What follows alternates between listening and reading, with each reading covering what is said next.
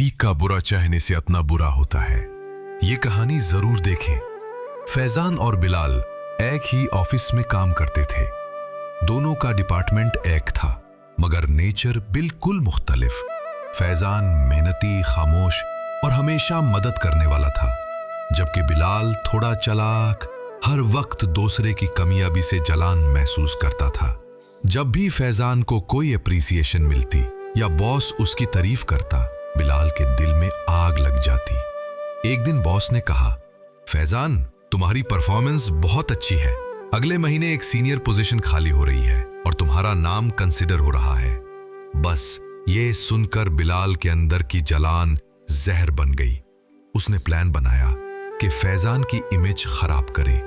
एक रात बिलाल ने कंपनी के सिस्टम में कुछ गलत डेटा फैजान के कंप्यूटर से अपलोड कर दिया और सुबह सबके सामने कहा, सर, लगता है फैजान ने गलती की है।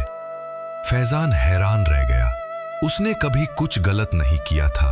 इन्वेस्टिगेशन हुई और सब सबूत फैजान के अगेंस्ट थे। बॉस ने कहा, फैजान, जब तक सब क्लियर नहीं होता तुम घर जाओ। फैजान का दिल टूट गया। उसने ऑफिस छोड़ दिया, चुपचाप घर चला गया।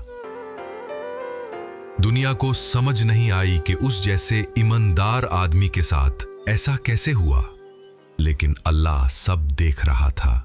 कुछ हफ्तों बाद आईटी डिपार्टमेंट ने सिस्टम का बैकअप रिस्टोर किया और असली ट्रूथ सामने आ गया।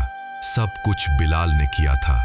जब बॉस को पता चला तो फौरन बिलाल को निकाल दिया गया।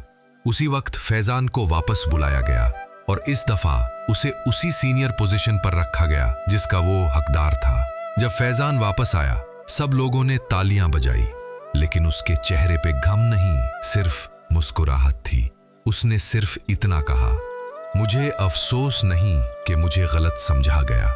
खुशी इस बात की है कि अल्लाह ने सच सबके सामने ला दिया। बिलाल ने मेरा बुरा चाहा, लेकिन उसका बुरा हो गया। लेसन, जिंदगी में अगर किसी का बुरा चाहोगे तो खुद भी चैन से नहीं जी पाओगे। किसी का रोशन चेहरा देखकर उसे धुंधला करने की कोशिश मत करो, क्योंकि रोशनी छुपाई नहीं जा सकती। किसी का बुरा चाहने से अपना बुरा होता है और किसी का अच्छा सोचने से अल्लाह तुम्हारा अच्छा करता है। सोच समझ कर दुआ दो, क्योंकि हर दुआ या बद्दुआ वापस लौट करती है।